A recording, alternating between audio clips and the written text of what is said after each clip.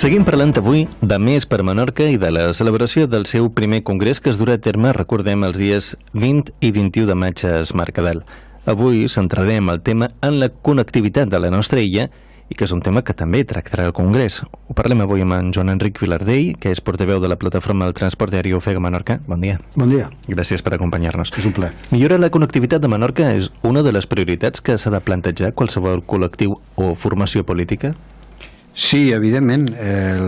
Més aviat jo penso que és una qüestió d'estat, no? És una qüestió de país. Quan un territori o un conjunt social no té possibilitats de transport, queda isolat, queda aïllat, queda destinat a una economia d'autarquia.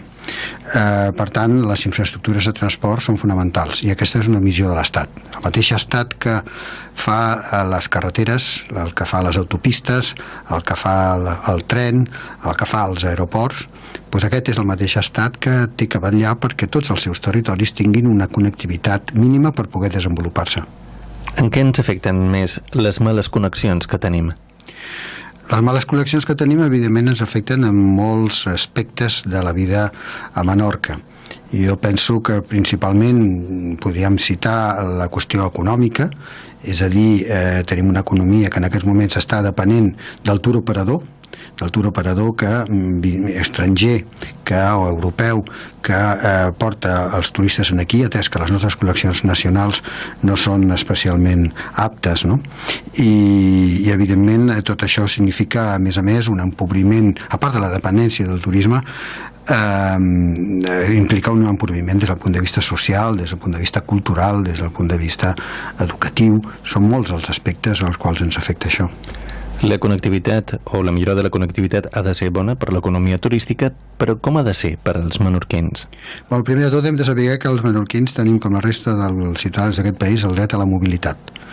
El dret a la mobilitat vol dir al mateix temps tenir accés a poder accedir a altres drets, el dret al comerç, el dret a la cultura, el dret a gaudir d'aquestes altres infraestructures que nosaltres també paguem, però que estan localitzades en un territori que ens queda lluny per culpa de la connectivitat aèria. És evident que la connectivitat és una qüestió política, però quin paper hi juguen actualment les companyies aèries en els preus dels vols? Evidentment les companyies aèries juguen amb una demanda captiva i al mateix temps, en general, sota unes lleis de mercat lliure. Això fa que abusin amb els seus preus, que hi hagi unes irregularitats també en les freqüències i sobretot que es beneficiïn i apostin clarament per aquest fet distorsionador del sistema tarifari que és el descompte del resident. Aquesta aportació de l'Estat al 50% de la població resident fa que, en el conjunt, combinada amb el fet de ser una demanda esclava, com he comentat abans, doncs els preus puguin pujar-se fins a marges absolutament fora de tota mesura. És a dir, en moltes ocasions és el doble el preu, per exemple, d'anar de Barcelona a Menorca, anada i tornada, com ha passat aquests dies de la Setmana Santa, que estava a 300 euros, mentre que, per exemple, anar de Barcelona a Nàpols costa justament la meitat. Una qüestió que també ens resulta força interessant és veure com, per exemple, a Europa hi ha precedents dels quals podríem veure o aprendre també aquí a Menorca.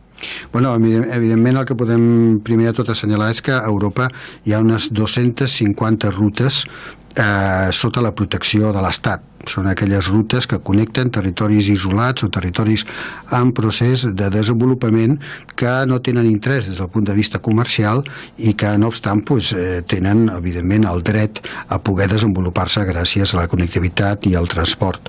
En aquest cas, per exemple, des de la nostra geografia podem veure exemples molt pròxims. Podria ser el cas de Còrsega o podria ser el cas de Sardenya.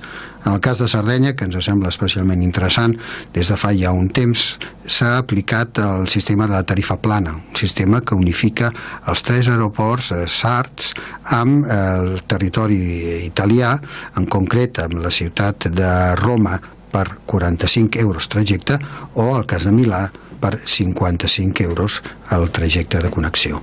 Aquests són exemples, com podria haver-ne uns altres, el cas de Còrsega, on els 4 aeroports d'aquesta illa estan connectats amb unes tarifes màximes segons el tipus de passatgers, si és un resident, si és un minusvàlid, si és un estudiant, si és un universitari, si és un infant, etc.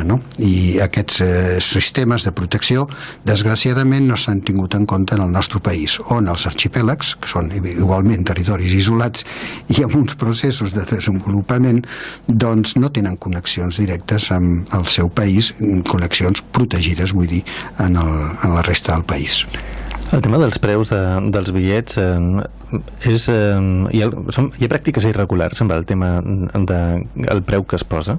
Els tribunals de justícia ja han demostrat en diverses ocasions i s'han aplicat multes multimilionàries a certes companyies aèries que feien frau amb el descompte del resident. Un sistema pervers que només fa que inflar els preus al nostre punt de vista. Però més enllà d'això, el que és simptomàtic és la coincidència en els preus exorbitats quan hi ha diverses companyies que opten per una mateixa ruta. Aquest és un tema que sembla que s'escapa de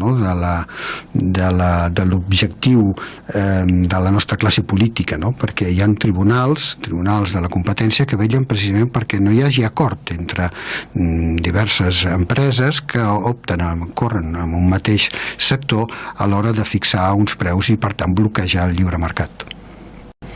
Doncs avui hem ratllat el transport aeri de la connectivitat i ho hem fet amb el portaveu de la plataforma El Transport Aeri Ofega Menorca, Joan Enric Vilardell. Gràcies per haver-nos acompanyat i bon dia. Gràcies a vosaltres.